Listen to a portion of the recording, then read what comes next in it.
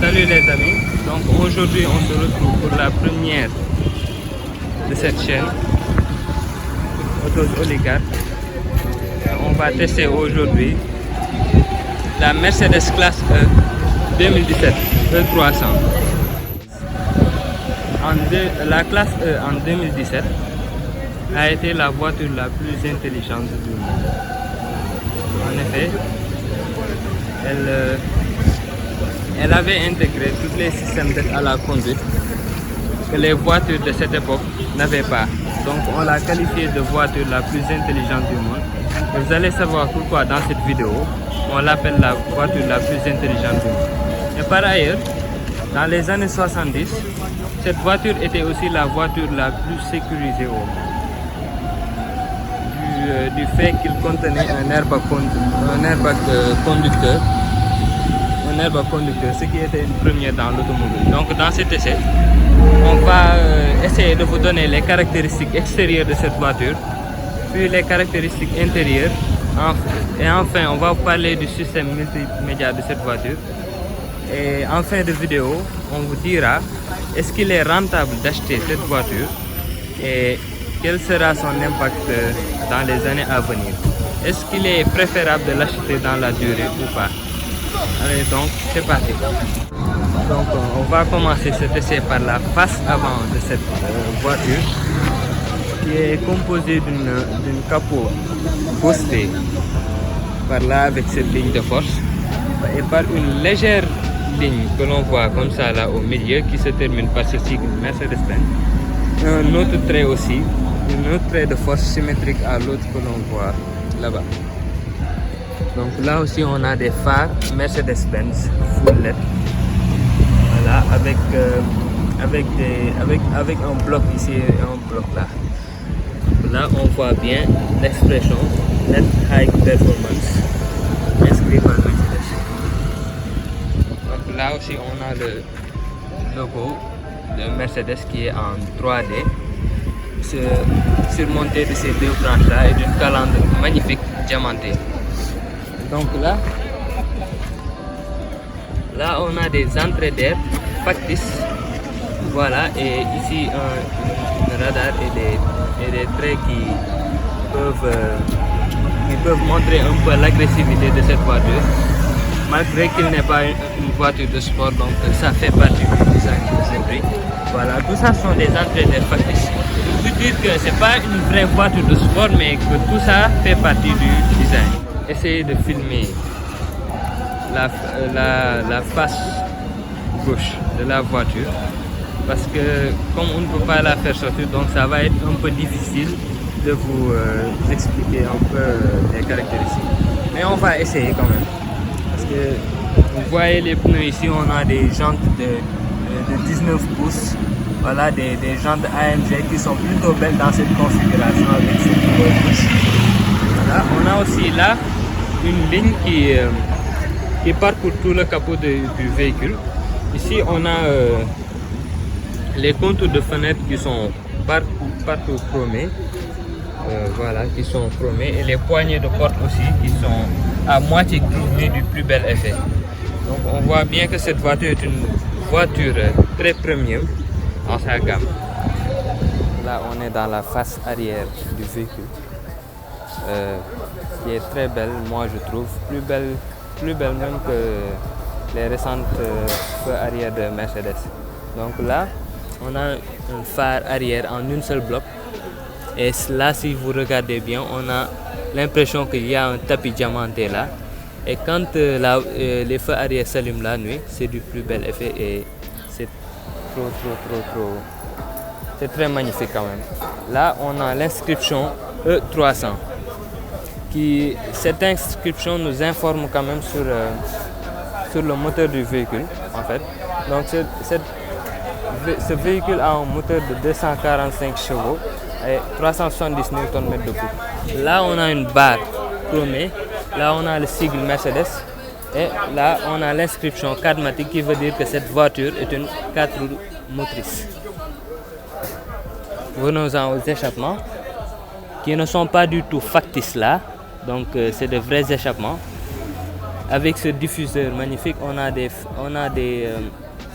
sorties d'échappement chromées, un diffuseur qui est parcouru d'une longue ligne chromée et c'est du plus bel effet, je trouve. C'est une voiture très belle sur la face arrière. Voilà. Donc là, on a un coffre ici, un coffre très profond de 540 litres. Donc on voit que c'est un coffre très généreux qui peut contenir facilement 2 à 3 valises personnelles. Donc là, c'est une... En plus, il y a aussi un fond de coffre, voilà, mais qui ne contient pas de roue de secours vu la taille des jantes du véhicule. Et la fermeture aussi est électrique, donc je vous la montre. Donc là, on est là en présence de la voiture qui est là en piano black. Donc c'est du plus bel effet, c'est très belle cette clé de voiture. Et donc on va passer aux places arrière du véhicule, qui sont magnifiques. Alors vraiment magnifiques, je trouve. Parce que là, on a là du cuir blanc. Ici, là on a le bouton qui permet de baisser le vitre en aluminium. Là aussi la poignée de porte en aluminium. On a le sono Burmeister. Et là, si vous voyez bien, on a du bois gris qui est du plus bel effet. C'est vraiment des matériaux très nobles qui sont dans la coque. Et là, on a du plastique bas, mais par-dessus, on a du cuir. Voilà, on a des plastiques bas qui sont là. Donc, voilà quoi, qui ne sont pas très nobles dans une voiture de si haute stature. Donc là, si vous voyez les places arrière, c'est des places très spacieuses. Vous voyez que j'ai de la place par rapport aux jambes. Je peux détendre mes jambes aussi, donc... voilà quoi, c'est une voiture qui a de la place à l'arrière. Donc là, 3 adultes pourront voyager à l'arrière sans problème. Et donc là aussi, on a la garde au toit qui n'est pas très importante, mais qui est raisonnable quand même. Donc s'il y a des personnes plus longues que moi, moi je fais 1m86. Donc s'il y a des personnes plus longues que moi, je crois donc qu'ils vont toucher. Donc la garde au toit est, je pense, l'un des défauts de ce véhicule. De ceinture. Et là, qu'est-ce qu'on voit? On voit que celle du milieu est mobile. Donc ce qui est très pratique pour le passager qui se tiendra au milieu des places arrière. Donc on a là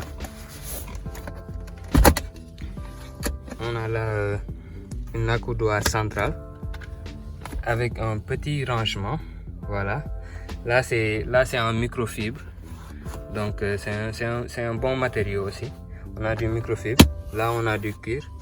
Et là on a les porte-gobelets qui sont là. Là, vu que la voiture est une 4 roues motrices, donc la tunnelle centrale se veut d'être imposant. Du coup, le passager qui sera au milieu ne sera pas très à l'aise sur ses jambes, mais au niveau de l'assise, voilà, c'est très moelleux. Et voilà quoi. Même au niveau de la barre aussi, c'est très moelleux. Donc c'est juste que un adulte ne pourra pas voyager sur les places arrière, mais plutôt un enfant. Voilà.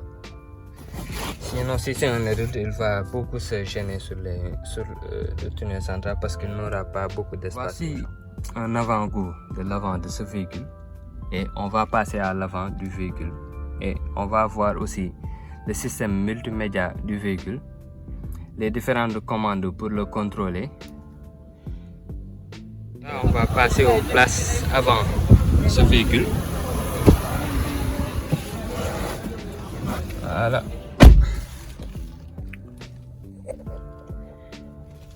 Donc, on voit ici. Attends, je vais reculer un peu les sièges pour que vous puissiez voir.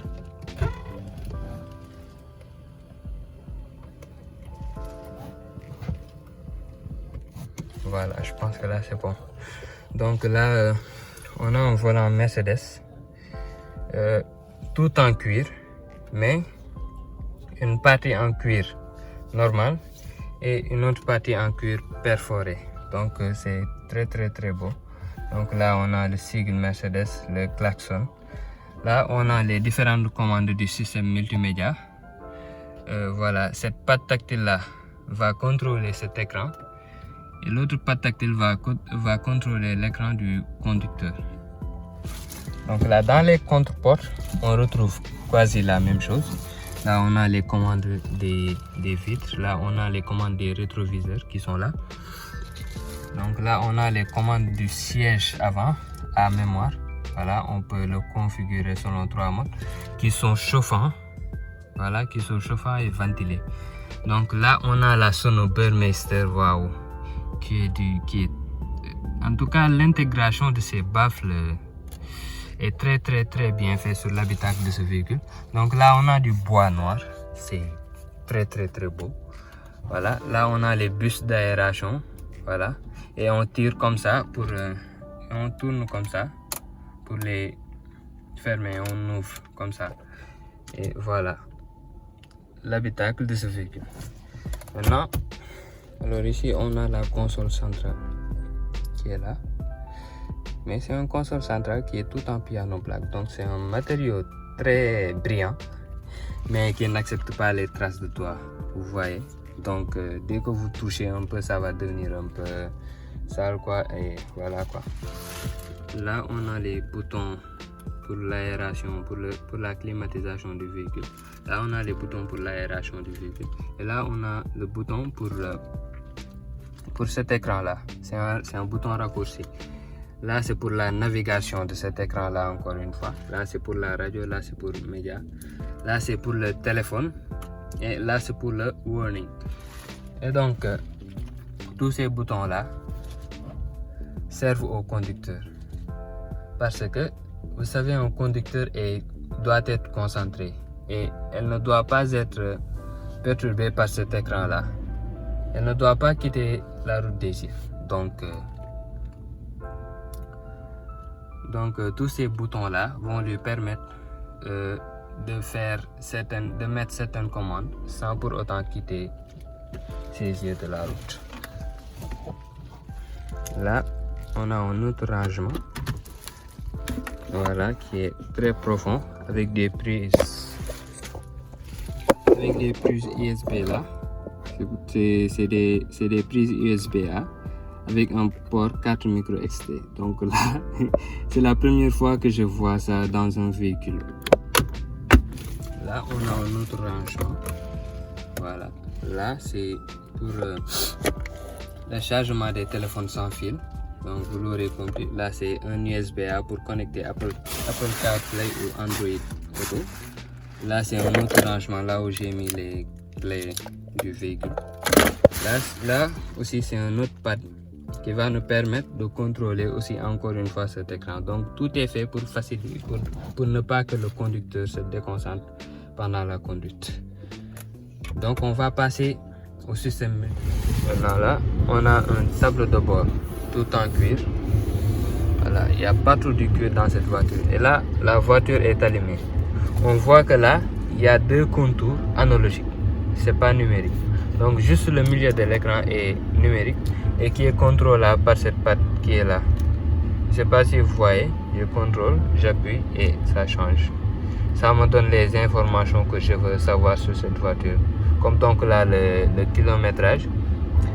Et là il me demande aussi si je peux réinitialiser les données ou pas. Voilà. Donc là on a un écran multimédia de 12,3 pouces. Autant vous dire que c'est un écran très grand. Voilà. Mais malheureusement c'est pas tactile. Donc on sera obligé de passer par les commandes que Mercedes nous a données. Donc comme cette patte là qui est là. Voilà, on est obligé de passer par là, ou bien cette petite souris là. Voilà. Donc là on a le sélecteur de mode de conduite qui est là. Donc on peut mettre en éco si on veut. On peut mettre en confort, ce qui va un peu, voilà quoi, augmenter le confort du véhicule. On peut mettre en sport, voilà. Et là, on peut mettre en sport plus. Mais on sait très bien que cette voiture, c'est pas une voiture de sport, donc c'est une voiture de classe. Et c'est pas fait pour aller dans des circuits. Mais par contre, c'est une voiture très pratique. Donc là, on a la commande Distronic Plus. Donc cette commande là, elle va nous permettre d'avoir toutes les aides à la conduite dans ce véhicule. Comme par exemple le régulateur de vitesse adaptatif, la conduite semi-autonome de niveau 2. Donc cette voiture, elle en était capable. Donc dès 2017.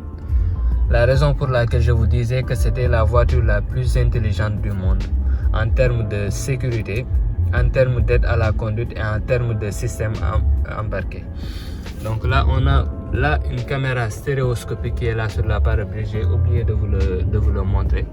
Donc c'est une caméra qui va analyser le type de chaussée sur lequel vous évoluez et en fin de compte adapter les suspensions pour que on a la caméra arrière du véhicule qui est là et qui s'affiche quand on enclenche la marche arrière. Là. Donc on est à la conclusion de cette vidéo. On peut vous dire que cette voiture est une voiture très classe, très premium. Donc on voit du chrome partout et l'intérieur est digne d'une Mercedes. Mais il y a autre chose aussi dont je voudrais parler, c'est le système embarqué qui est d'une qualité exceptionnelle. Et donc on a aussi les Sonos Burmeister qui sont les meilleurs dans le marché. Donc cette Sonos est juste de ouf. Après je vais vous mettre un extrait pour vous allez voir. Mais c'est très difficile de le savourer en vidéo quand même. Je vous conseille que si vous avez un parent qui a une Mercedes de le tester. Donc on a aussi les aides à la conduite qui étaient pour l'époque, donc en 2017, des choses très révolutionnaires. Et donc à l'époque, c'était la voiture la plus intelligente du monde. Aussi les aides à la conduite qui sont très bien intégrées dans ce véhicule. Donc autant vous dire que c'est une voiture très technologique. Même en 2022, c'est une voiture qui n'est pas délabrée. C'est toujours d'actualité. Ce véhicule, il a amené des innovations que l'on voit que maintenant dans les voitures de série actuelles. Et donc, du côté de l'achat, cette voiture, vous l'achetez en 2022. Est-ce que c'est un achat très lucratif? Non. Donc cette voiture, vous l'achetez en 2022. Est-ce que c'est un achat? Est-ce que c'est un bon achat? Si on se pose la question, cette voiture est un excellent achat en 2022. Pourquoi? Je m'explique. Parce que on a là une voiture datant de 2017. Certes, qui a un peu vieilli le design, mais les technologies qu'elle avait proposées à l'époque sont d'actualité aujourd'hui. Et donc c'est pas une voiture délabrée. C'est pas une voiture délabrée. D'autant plus qu'à l'intérieur, on a des matériaux très nobles. Un intérieur digne d'un Mercedes. Et même si vous suivez bien l'actualité, l'intérieur de cette classe E de 2017 c'est le même intérieur de la classe E de 2022. À quelques différences près, le système multimédia, là-bas on a un tableau de bord entièrement numérique, alors que là on a deux contours analogiques et au milieu un écran numérique. Et voilà quoi, c'est pratiquement la seule différence. Et quand on parle aussi des matériaux intégrés, c'est des matériaux très nobles, des matériaux qui ne se dégradent pas avec le temps. Voilà. La preuve, on est en 2022 et cette voiture, elle est comme neuve. Voilà, franchement, vraiment, c'est une voiture très belle. Et je considère que c'est un bon achat quand vous l'achetez. Maintenant, les inconvénients de ce véhicule, c'est que les technologies qu'elle embarque ne sont pas trop utilisables au Sénégal parce que au Sénégal, là, les routes ne sont pas excellentes, mais elles sont moyennes. Donc les aides à la conduite ne pourront pas fonctionner au maximum. Mais ils vont fonctionner, voilà quoi, normalement. Ils vont fonctionner de façon moyenne, mais pas de façon maximum. Mais si on était en Allemagne, vous verrez que cette voiture est capable de conduire toute seule, sans l'intervention humaine. Bon, peut-être des fois, mais la plupart du temps, sans l'intervention humaine. Et aussi, parmi les autres défauts de cette voiture, on note un prix cher. Au Sénégal, ici, dans cette classe E que je suis en train d'essayer, c'est une classe E qui coûte 22 millions de francs CFA. Autant vous dire que cette voiture, elle n'a pas perdu sa valeur durant ces années. Elle a été sortie en 2017, mais en 5 ans, cette voiture n'a pas perdu de valeur. C'est extraordinaire. C'est une voiture très extraordinaire. Pourquoi elle n'a pas perdu de valeur? Bien justement, tout ce que je vous ai dit ici, les matériaux, les aides à la conduite et tout ça, c'est une voiture très, très intéressante quand même à acheter en 2022. Si on n'a pas les moyens d'acheter la nouvelle classe E ou la nouvelle classe S, on peut se taper la classe E de 2017. Donc voilà. Alors là, on est là avec Moussa Automobile, qui nous a permis de faire notre première vidéo dans la chaîne YouTube. Voilà, et qui a été très cool en nous ouvrant les portes de cette magnifique classe E. Donc Moussa, je vous laisse la parole. Donc de cette classe E, celui qui le veut, comment il va faire pour vous contacter, tout ça? Nous sommes sur ISPAT, bonjour, je vous salue vous tous. Cette classe E, nous sommes sur ISPAT, tu vas taper BB Automobile, ou bien tu nous contactes sur ton numéro direct, le 78 546 30 29. Voilà. Voilà. Et ça nous appartient quoi. Voilà. On est là, on fait tout. Inch'Allah. Voilà. Merci. Donc ils vendent des voitures d'occasion, des berlines allemandes, des berlines de luxe. Donc ils se trouvent ici dans les 2 voies Liberté 6, juste à côté du numéro 1. En face précise. Voilà, en face pressing. Voilà. 4. Merci beaucoup. Merci. Banane. Merci à ça. Et donc on arrive à la fin de cette vidéo. J'espère que le contenu que j'ai filmé vous a plu, et si c'est le cas, mettez-moi un pouce bleu et abonnez-vous.